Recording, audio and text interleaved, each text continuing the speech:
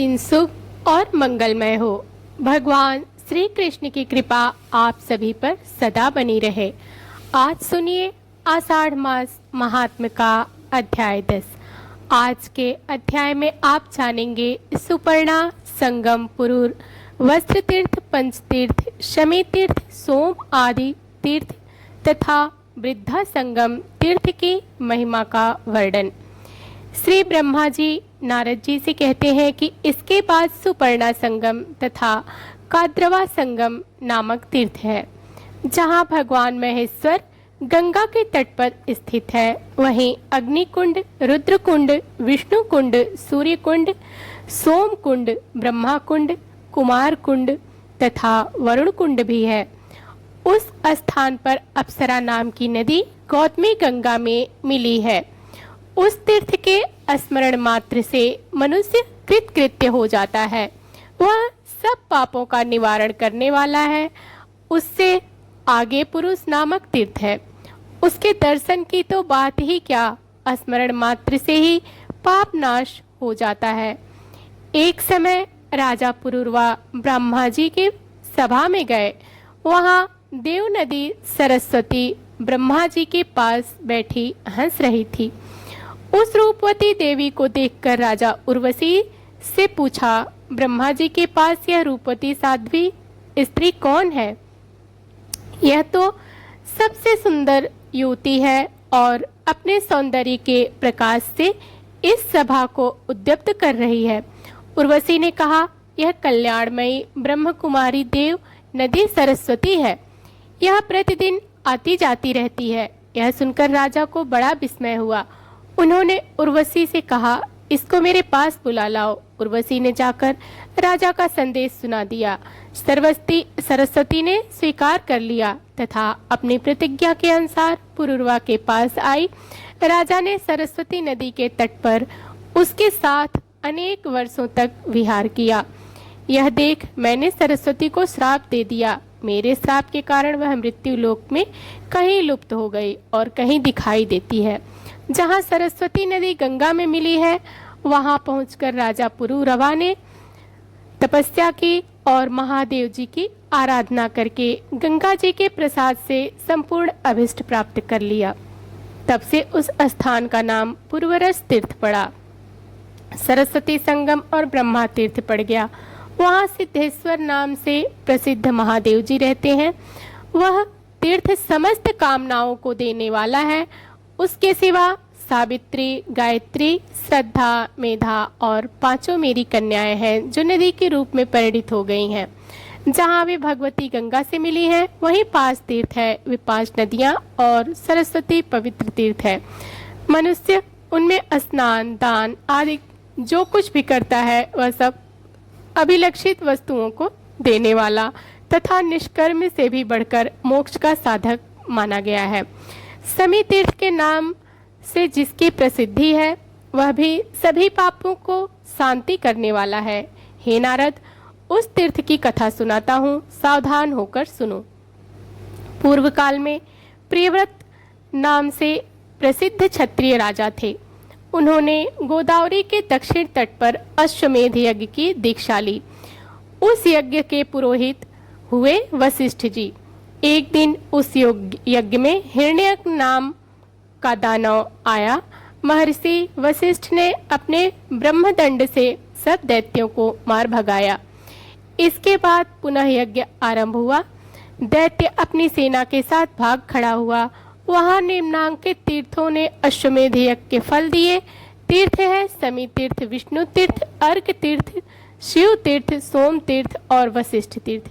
यज्ञ समाप्त होने पर देवताओं और ऋषियों ने वशिष्ठ के प्रिय से कहा, इन तीर्थों में अश्वमेध यज्ञ का फल दिया है, अतः इसमें स्नान दान करने से मनुष्य अश्वमेध यज्ञ का पुण्य फल प्राप्त करेगा। इसमें तनिक भी संदेह नहीं है। मुनि गौतम ने एक स्थान पर अनेक नदियां मिली हुई हैं। उन सब के नाम पर अलग अलग तीर्थ हैं।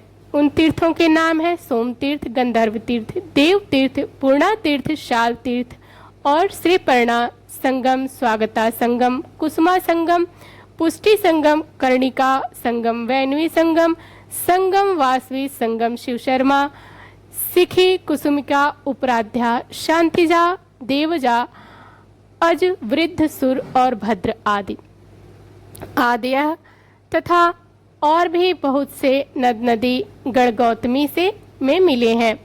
पृथ्वी पर जितने तीर्थ हैं वे सभी देवगिरी पर गए थे। फिर वे क्रमशः गंगा में आ मिले। कोई नदी रूप में था और कोई नद रूप में। किसी का रूप सरोवर के आकार में था और किसी का स्त्रोत के आकार में ही। वे सब तीर्थ अलग अलग विख्यात हुए।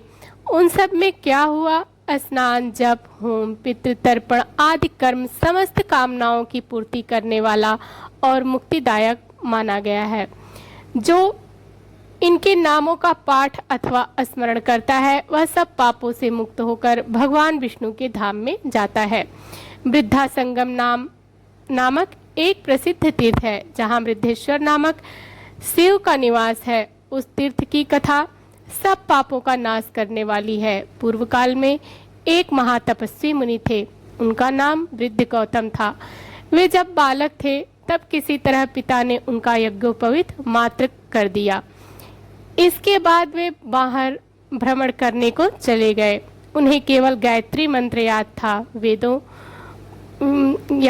वेदों का अध्ययन और शास्त्रों का अभ्यास नहीं कर सके।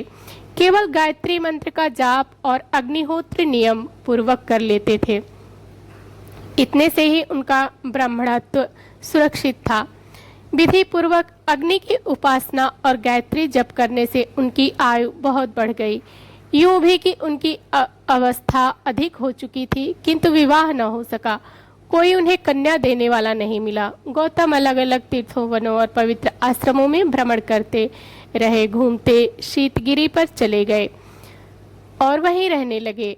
वहां उन्होंने एक रमणीय गुफा देखी जो लताओं और वृक्षों से घिरी हुई थी। उसमें एक अत्यंत दुर्बल वृद्धा तपस्विनी रहती थी। उसके सभी अंग शिथिल हो गए थे। वह वीतरांगा ब्रह्मचारिणी थी और एकांत में रहा करती थी। उसे देखकर मुनि श्रेष्ठ गौतम नमस्कार के लिए खड़े हो गए। यह देखकर वृद्धा ने कहा, आप मेरे गुरु होंगे, अतः मुझे प्रणाम न करें। जिसे गुरु नमस्कार करता है उसकी आयु, विद्या, धन, कीर्ति, धर्म और स्वर्ग आज सब नष्ट हो जाते हैं। यह सुनकर गौतम बड़े आश्चर्य में पड़े। वे हाथ जोड़कर बोले, तुम वृद्धा तपस्विनी हो, गुणों में भी मुझसे बड़ी चढ़ी हो। मैं बहुत कम पढ़ा लिखा और अवस्था में भी छोटा हूँ, फिर तुम्हारा गुरु कैसे हो सकता हूँ? तब वृद्धा ने कहा, आश्री श्रेण के पुत्र, प्रिय पुत्र ऋतुध्वज थे। वे बड़े गुणवान, बुद्धिमान, शूरवीर तथा क्षत्रिय धर्म में तत्पर रहने वाले थे। एक दिन वे शिकार खेलने के लिए वन में आए और इसी गुफा में आकर विश्राम करने लगे। यहाँ पर एक सुंदरी अप्सरा की दृष्टि पड़ी। उसका नाम सुश्यामा था। वह गंधर्वराज की कन्या थी। राजा ने भी उसे देखा। दोनों के मन में एक दूसरे से मिलने की इच्छा हुई। ऋतुध्वज ने सुश्यामा के साथ विहार किया। भोग इच्छा निवृत्त होने पर राजा उसकी अनुमति लेकर अपने घर चले गए। इसके बाद सुश्यामा के गर्भ से मेरा जन्म हुआ। तब जब माता यहाँ से जाने लगी तब बोली, कल्याणी, जो पुरुष इस गुफा में पहले आ जाए वही तुम्हारा पति होगा। तब से आज तक तुम ही यहाँ आए हो। दूसरा कोई पुरुष कभी यहाँ नहीं आया और किसी ने मेरा वरण नहीं किया। ना मेरी माता है ना पिता है, आप ही अपने मालिक हो। अब तक ब्रह्मचर्य व्रत में रही, अब पुरुष की इच्छा रखती हूँ, आप मुझे स्वीकार करें।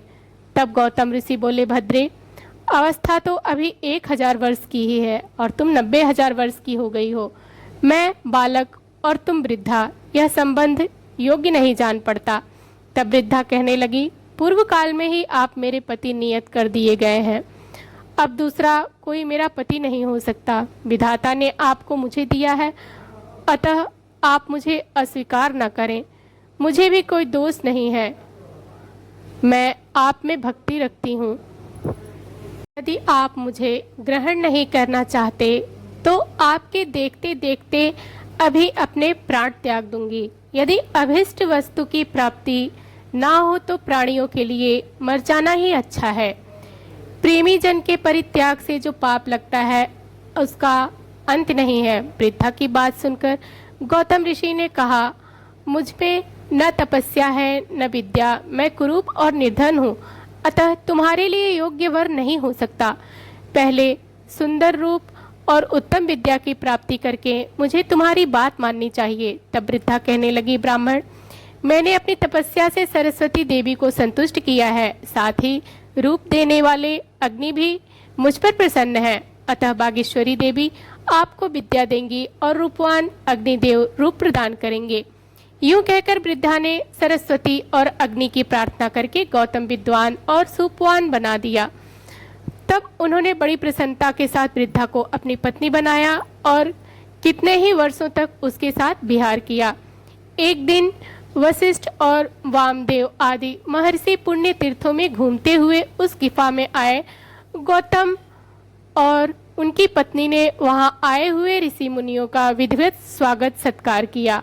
उनमें से कुछ लोगों ने गौतम का उपहास करते हुए पूछा, बूढ़ी माँ, यह बताओ कि गौतम तुम्हारे पुत्र लगते हैं या पोते कल्याणी? सच सच बताना। वृद्ध पुरुष के लिए युवती स्त्री विष के समान है और वृद्धा स्त्री के लिए युवा पुरुष अमृत के समान प्रिय और अप्रिय का संयोग। हमने दीर्घकाल के बाद यही देखा है।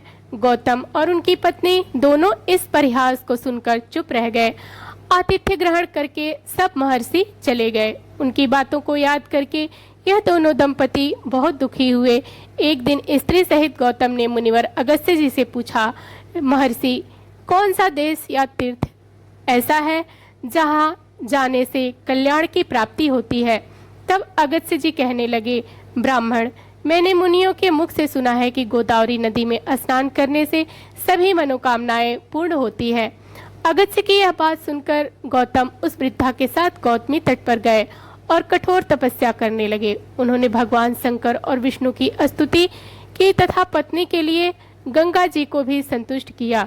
गौतम ऋषि बोले, शिव, जिनका हृदय व्यथित और ऐसे पुरुषों के लिए संसार में पार्वती सहित आपकी शरण ही है ठीक है, वैसे ही जिस प्रकार मरुभूमि के पथिकों के लिए वृक्ष ही आश्रय होता है, भगवान श्री कृष्ण आप ही छोटे बड़े सब भूतों के पापों तथा सर्वथा निवारण करने वाले हैं। जैसे सूखती हुई खेती को मेघ ही सींचकर हरा भरा करता है, सुधामय तरंगों से सुशोभित गौतमी, तुम वैकुंठ रूपी दुर्ग में पहुंचने के लिए सीढ़ी हो।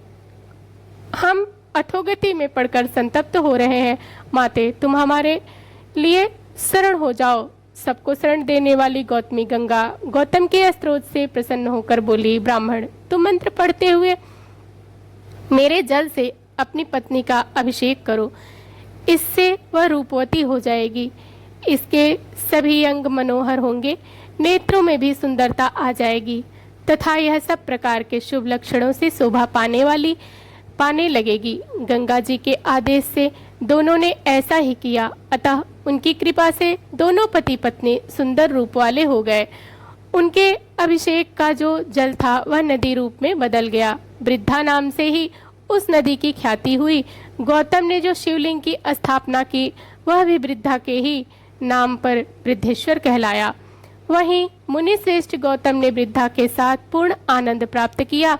तब से उस तीर्थ का नाम वृद्धा संगम हो गया।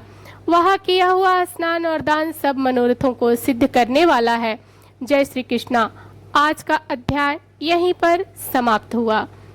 तो प्रिय भक्तजनों, आज की कथा आप सबको कैसी लगी कमेंट बॉक्स में ज़रूर बताइएगा और हमारे चैनल को सब्सक्राइब, वीडियो को लाइक और शेयर भी ज़रूर करिएगा। मिलते हैं अगली कथा में। धन्यवाद।